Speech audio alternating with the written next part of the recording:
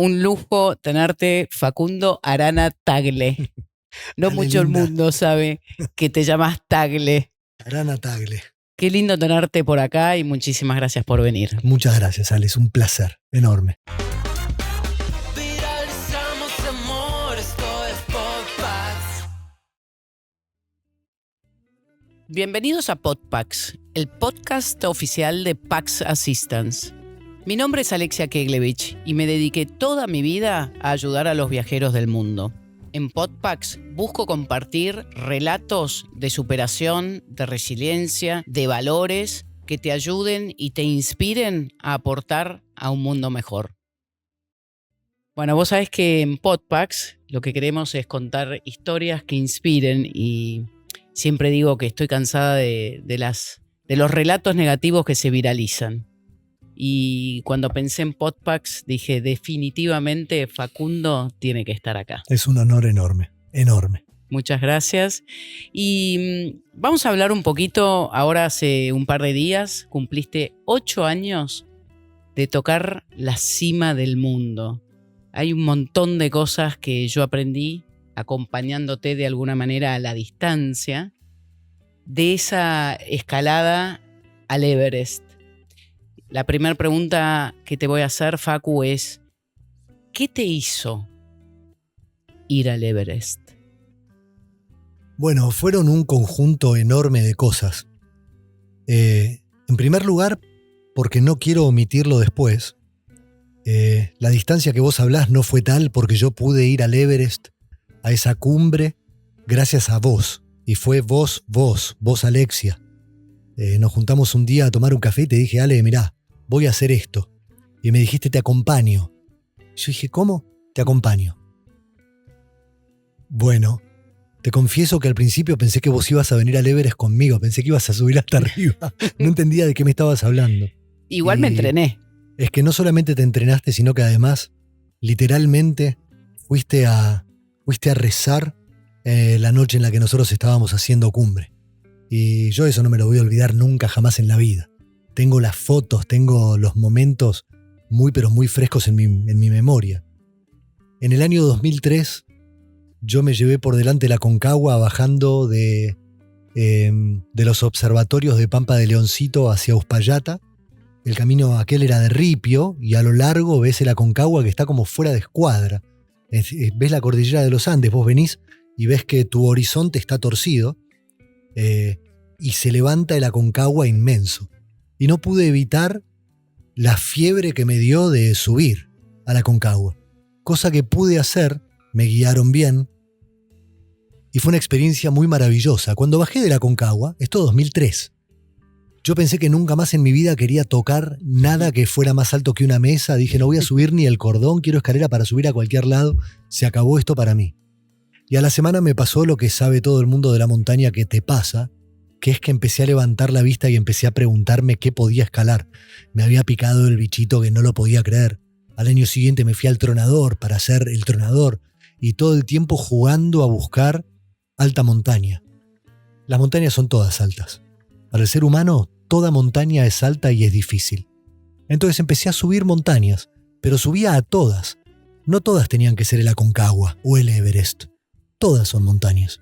Entonces empecé a subir cerros, empecé a meterme en el tema, empecé a estudiar, empecé a investigar y de golpe me había convertido en un fanático del Everest, de la historia del Everest, del George Mallory que quiso escalarlo en 1924, después de otras expediciones fallidas, cuando todavía el Everest no había sido conquistada su cumbre, y ver todo eso que vivían todos esos pioneros, ver las primeras fotos del Everest desde un avión biplano, en los primeros aviones, y todo eso me fanatizó. El monasterio de Rongbuk, que ahora está todavía ahí, que estaba en 1924 también, era exactamente igual. Era un montón. Entonces, de a poco empecé a tener esa fiebre y tuve una experiencia fallida en el año 2012, que fue una lástima porque había elegido mal a mis guías, que probablemente son extraordinarios montañistas, pero como guías para mí no eran. Y me quedé con una frustración enorme porque casi me muero, me dio edema cerebropulmonar, la pasaba mal, todo el tiempo. Te bajaron en helicóptero. Y no había cosa que me pudiera sacar la lástima. Y me di cuenta con el tiempo que yo al Everest había ido a pasarla bien. La cumbre era pasarla bien, era tener una buena experiencia, hacer una linda aventura y llevar mi bandera, donar sangre salvavidas conmigo para arriba. Bueno, ahí fue que nos tomamos el café y te conté, Ale, me estoy yendo al Everest, y me dijiste, te acompaño. Nunca voy a entender qué más es más que las ganas de ir a buscar una superaventura. Facu, en ese café que para mí también fue inolvidable, sabía o aprendí que la ventana del Everest es muy pequeña. Sí. Es solo en el mes de mayo. Sí. Y esto era diciembre 2015, ¿verdad? 2015. Un año después del tremendo terremoto de Nepal. Sí, y otro año después de el alud. De la luz, exactamente, donde se han hecho películas y demás. Bueno, en esos 5 meses vos empezaste a entrenar. ¿Qué significa entrenar para subir al Everest? Preparar la cabeza, ya venía entrenando, y es preparar la cabeza, es correr, voy a correr hasta Villa Gesell. ¿Cuánto tengo? 25 kilómetros, los voy a correr, sin parar, no parar. Pero no soy maratonista, no parás, vas hasta Villa Gesell. Bueno, a la mitad de camino te caes muerto. Entonces te levantás y seguís corriendo. Te caes muerto de nuevo. Te levantás y seguís corriendo. Hasta Villa Gesell. Villa Gesell es la cumbre. Y entonces empecé a entrenarme así. Nos fuimos a la playa y empecé a caminar. Todo el calentamiento lo hacía en arena blanda para fortalecer las rodillas, ¿viste?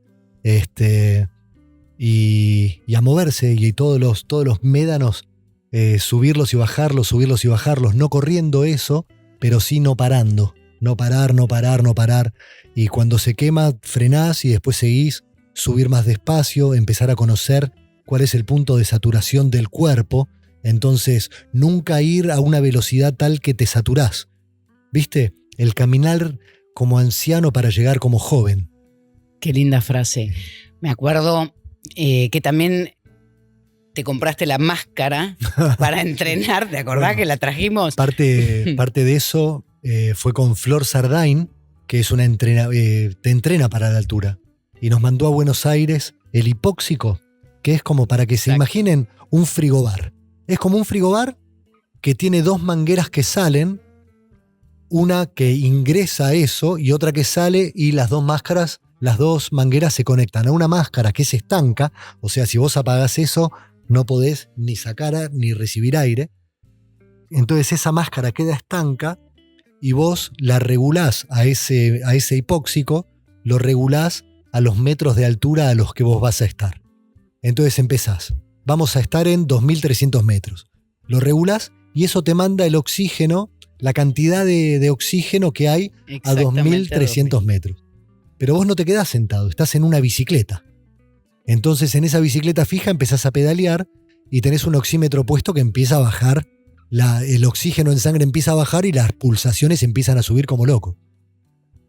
Pedaleas más despacio y eso va equiparando los parámetros que vos necesitás.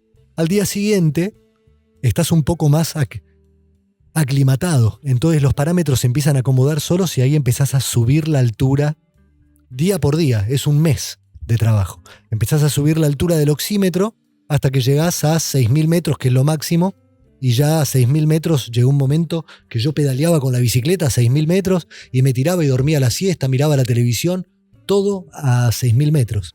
Una pregunta, Facu, ¿cualquiera puede subir al Everest?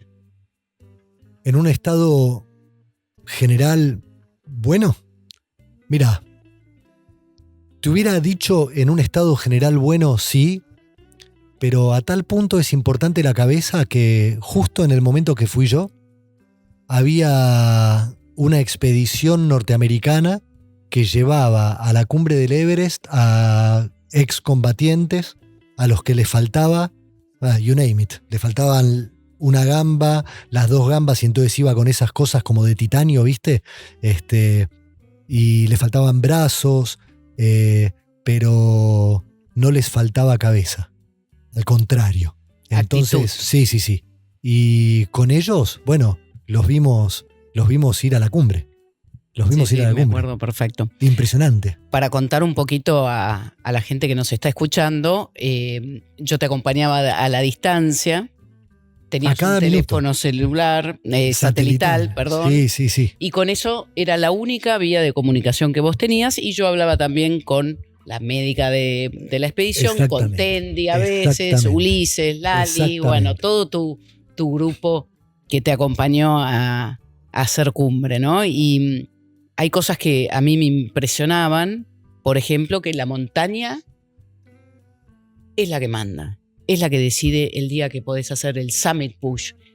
El Summit Push, que es la tirada a la cumbre. Explica un poquito eso. Bueno, cuando vos vas subiendo a la montaña, el juego con la montaña no es subo y veo si voy hasta la cumbre. El juego en la montaña es subo y tu médula se siente que está en la altura, entonces empieza a generar glóbulos rojos. Empieza a emitir glóbulos rojos. Oxigenar. Necesito oxígeno en la sangre. Entonces empieza a tirar los que llevan el oxígeno. Entonces vos subís un poco, bajás, descansa la médula, volvés a subir, empujás un poco más y entonces la médula empieza a seguir tirando glóbulos rojos, que tienen una duración de tiempo. Cuando vos vas al máximo a lo que podés llegar, 7.000 metros, y empujás un poquitito más, ya bajás, te vas de la montaña, bajás mucho, y descansás 3-4 días, luego de lo cual arranca el Summit Push.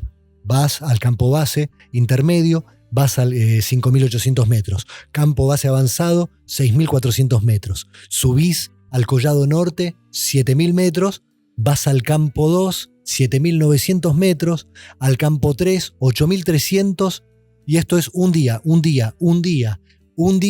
Y cuando salís del campo 2 para el campo 3, anterior a la cumbre, por el lado tibetano, que es por donde fuimos, vos del campo 2, 7.900 metros, salís una mañana, 7 de la mañana, 6 de la mañana, salís al campo 3, a donde llegás a eso de las 7 de la tarde, 8 de la noche.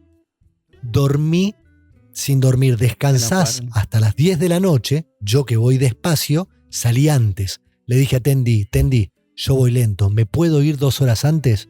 Y me dijo sí. Seguí las líneas de las cuerdas fijas y yo voy a ir atrás tuyo. Ok. A las 10 de la noche me equipé y salí por la cuerda fija hacia la cumbre. 2 horas después salió Tendi, que en 5 minutos llegó. Estaba al lado mío y entonces seguimos hacia la cumbre.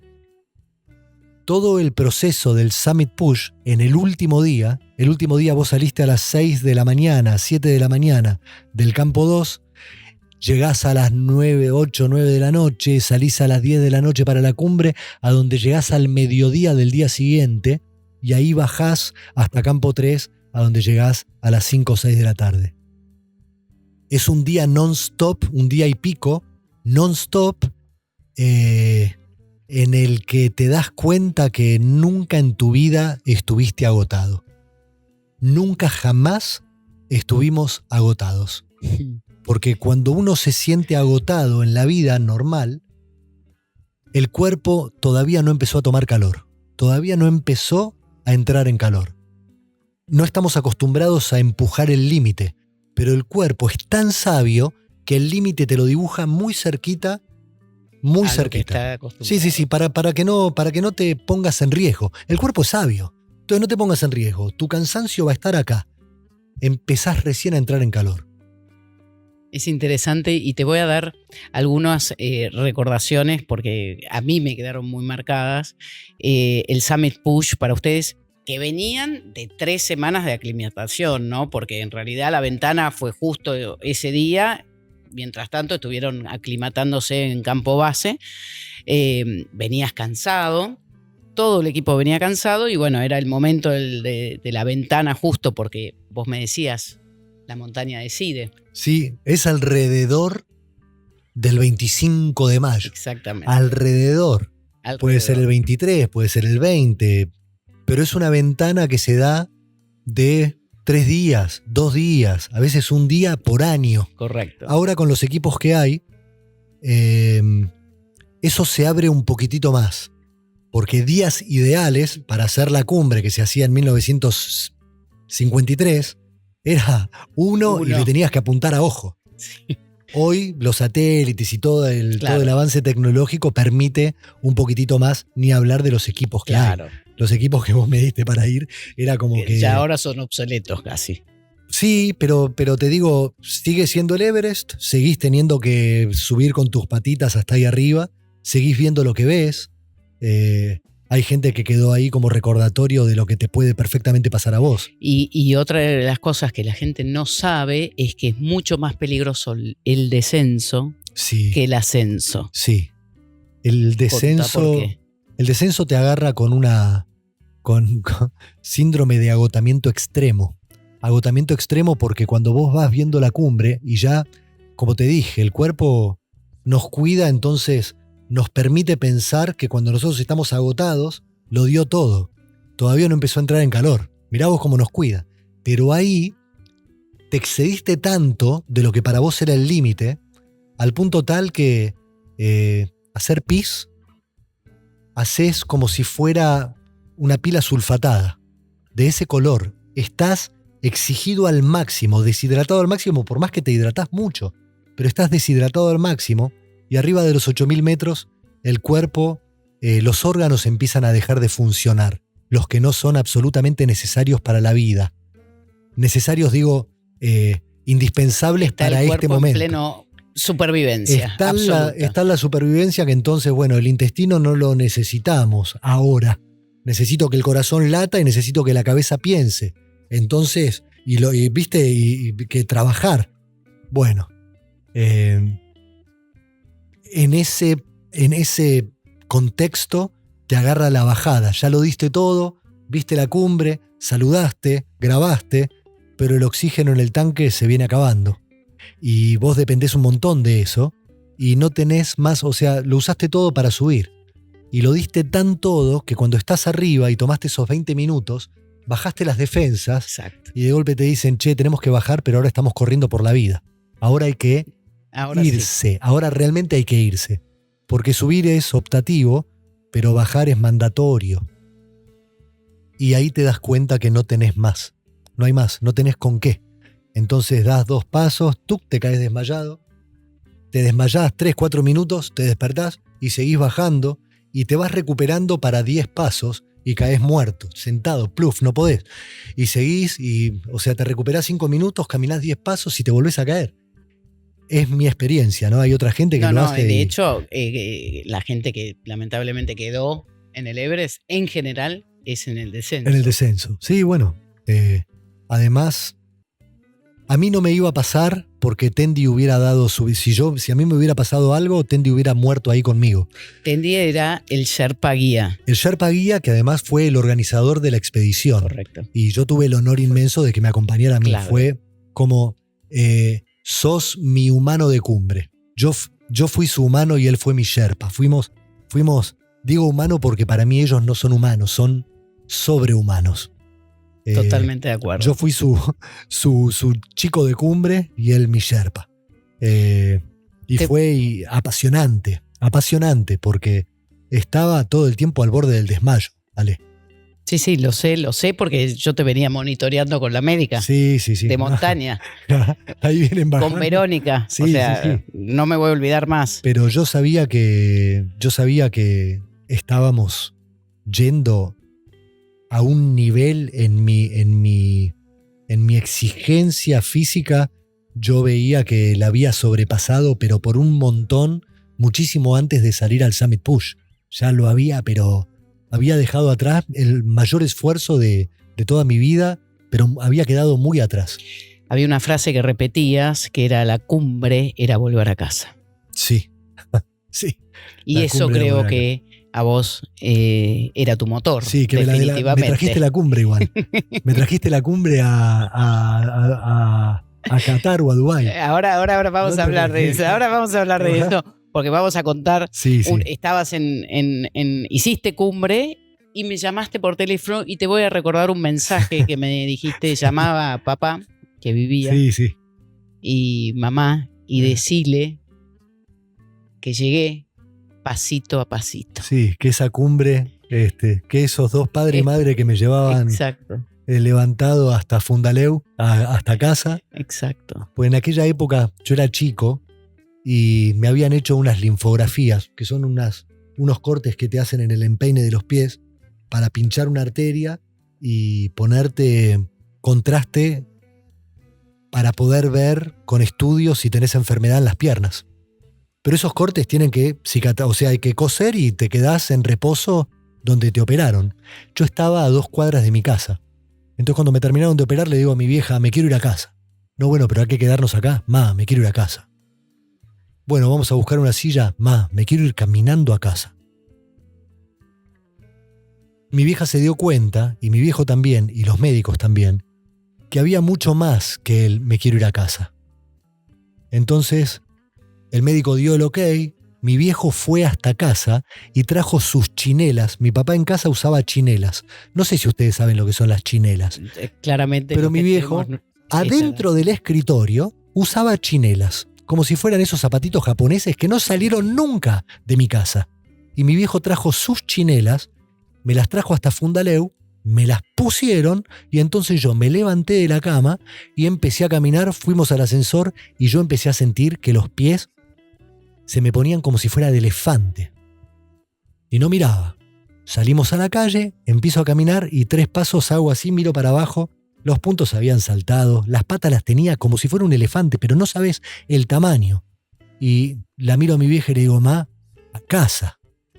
Entonces mi vieja se puso de un lado, mi viejo del otro, y nos fuimos a casa caminando. Bueno, se ve que eso había quedado resonando en algún lugar del alma, porque nunca más yo hablé de eso. Tremendo. De hecho, cuando vos vas escalando, no pensás qué voy a decir cuando llegue a la cumbre, porque no, Claramente. o sea, hace rato dejaste la tontera atrás. Entonces, fíjate vos que cuando tocamos la cumbre y te llamo, noblesse oblige, ¿viste? Y fue, Ale, No. Facu, ¿qué querés? Llamá a mi mamá y a mi papá y decirles que esas 2 patitas que no llegaban a casa, Hoy llegaron a la cumbre del Everest.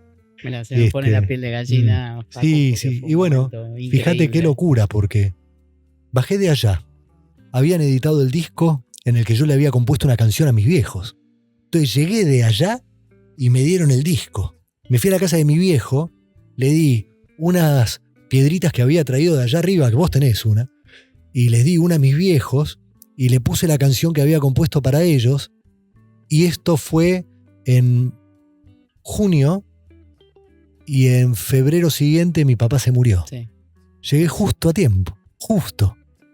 Porque, justo. sí, Sí. justo. Y yo hablaba con tu mamá especialmente, ¿te Sí, acordás? sí, Que no le me- daba no los me olvido, mensajes no me todos los olvido. días. No me olvido. Y- Además le dieron calma, ¿sabes? Le diste calma. Le diste calma a los viejos. Porque ellos, además, eligieron tu voz para seguir con la imaginación todo lo que iba ocurriendo. Calculo que hoy se podría transmitir en vivo. Probablemente. En ese momento todavía En no. ese momento no. Y estamos hablando de que fue ayer, ¿viste? No, es increíble, es Ah. increíble. Facu, ¿qué aprendiste en el Everest? Bueno, que todos los días cuando llego a mi casa es cumbre de la montaña más alta del mundo. Aprendí que tengo dónde volver y eso es lo más importante que tengo en mi vida, que tengo dónde volver. El tener dónde ¿Cuánto volver. estás diciendo sí, ahí, eh? sí, ¿Cuánto bueno, estás diciendo ahí? pero sabés que por más cumbre que hagas en cualquier lado, tener dónde volver, así sea tu hogar donde te está esperando tu perro y nada más en el mundo, pero tener dónde volver. Y yo lo que pasa es que tengo el don de volver más lindo del mundo, mis chicos, mi compa, nuestros animales, nuestra casa, ¿viste? Me acuerdo que la llamé a María y le dije, María, comprame. ¿Te acordás que habíamos bajado y había un suizo, que no sé por qué el suizo que es una leyenda en el Everest, en su carpa tenía una pata de jamón. Tenía una pata de jamón en el Everest, tenía una pata de jamón. y con el cuchillo, y tenía ahí el cuchillo puesto. Y yo digo, las patas de jamón, dije, por favor, dame jamón. Quiero jamón. Quiero jamón, pero además yo no como jamón, o sea, no sé por qué quería tanto jamón. Y la llamo a María y le digo, Mary, desde allá, ¿podés darme una pata de jamón? Me dijo, yo no como jamón. Le digo, dame una pata de jamón. Llegué a casa y había una pata de jamón. Quiero Igual decir, hay una sorpresa que te dimos. Que, se fue la pata que de jamón. nadie supo de esto Pero porque no. nunca lo contamos. No. Nunca. Y Pero tener dónde volver y que te reciban con un abrazo y darte cuenta que desde que estabas ahí en esa cumbre maravillosa y tan significativa, te diste cuenta ahí arriba. Una cosa es saberlo y otra cosa es vivirlo. Cuando vos vivís el tengo dónde volver, te das cuenta de todo lo que subestimamos todos, nuestra familia, nuestra casa, el abrazo de la vieja, el abrazo del viejo, el que lo tiene, porque el que no lo tiene ya sabe. Y yo decía que me la veía venir y me los di a todos los abrazos con el viejo. Le pude agradecer mirándolo a los ojos, ¿viste? ¿Sabes la cantidad de gente que le agradece a un cajón cerrado, ¿viste? Que abraza un cajón con desesperación porque los abrazos que no entraron en el cajón se quedan afuera para siempre. Es muy loco. Entonces hay que darlos antes, ¿viste? El abrazo que no se le da... Que podamos compartir en Podpacks esto que justamente, ¿no? Cuando yo dije voy a invitarlo a Facu, sabía que no íbamos a hablar nada del Everest. No, pero bueno, volviendo a donde me invitaste, ya mi casa quedaba tan lejos porque ahora había que bajar una montaña que de ida es una aventura descomunal. Pero cuando llegaste arriba y mirás para atrás, son matar. todos balcones milenarios. Vos pasás abajo como si ahora te pusiera todo esto colgado, todo este techo que tenemos colgado de un tornillo. Nada más. Y vos tenés que pasar caminando sabiendo que se puede caer en cualquier momento, que no se cayó porque no. No porque hay alguna razón. Se había caído 2 años antes uno. Correcto. Entonces decís, acá es donde se puede caer todo, donde una grita me traga, donde se corta cualquier cosa, donde me muero de un derrame, de un infarto, de un edema cerebropulmonar que ya había tenido. Bueno, vuelvo y me faltaba todavía llegar a Buenos Aires.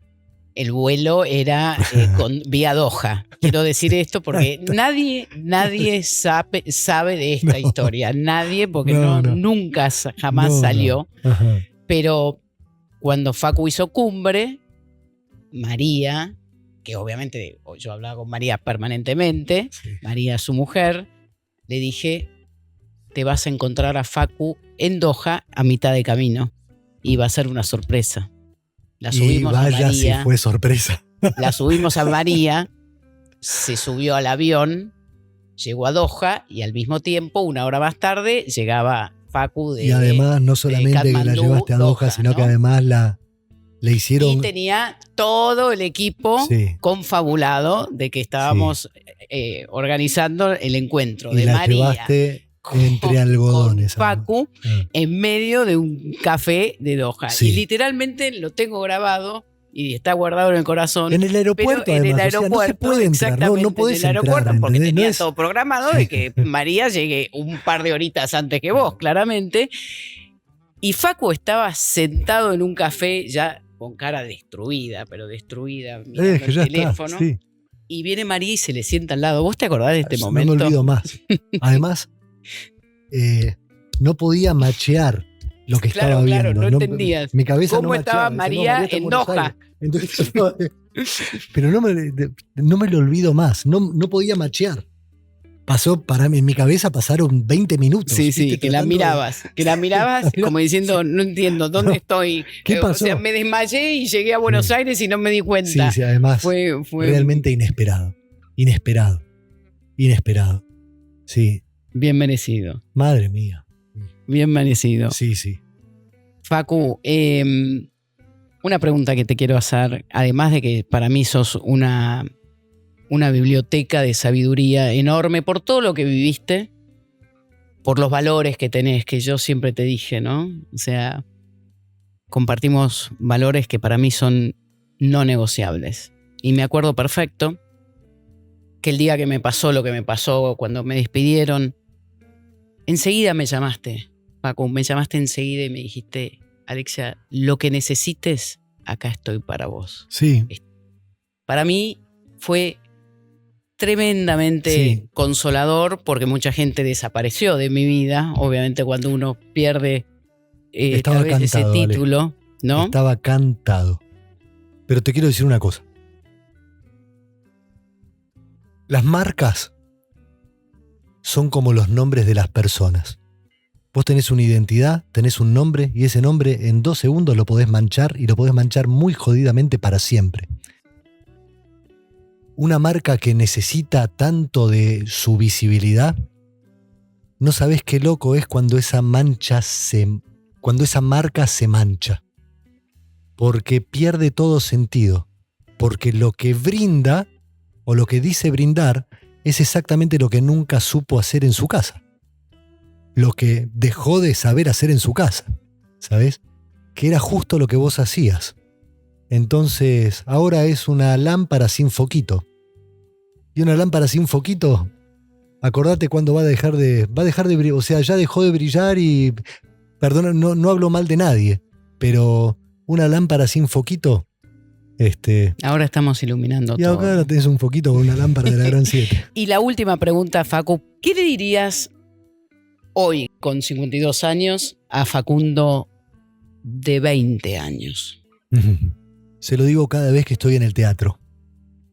Cuando voy a entrar a la sala, siempre pienso en mí mismo cuando tocaba el saxo en el subte y ahora estoy haciendo la obra más linda del mundo con el mismo saxo. Entro al escenario con el mismo saxo con el que tocaba allá. Y evidentemente siempre estoy en comunicación con él porque le digo siempre no sueltes, no te preocupes. Y yo en esa época, por alguna razón, no podía soltar y no me podía preocupar. Iba para adelante como un búfalo y yo no soy un búfalo. Entonces, evidentemente, todo eso que me dijo yo hoy de 50 años en aquel momento, llegaba. Por eso se lo estoy diciendo todo el tiempo. No aflojes, no te preocupes. Y trato de hacer que mis hijos, que hoy tienen 14 y 16, no necesiten su versión de 52 años diciéndoles no aflojes. Oh, Entonces, qué bueno prefiero eso. estar yo al lado y decirles solo no aflojes. ¿Para dónde es? ¿Para dónde soñás? ¿Para dónde querés ir? Y andá y morfate todo el mundo. Morfátelo. Qué Acomételo. lindo. Sí, sí.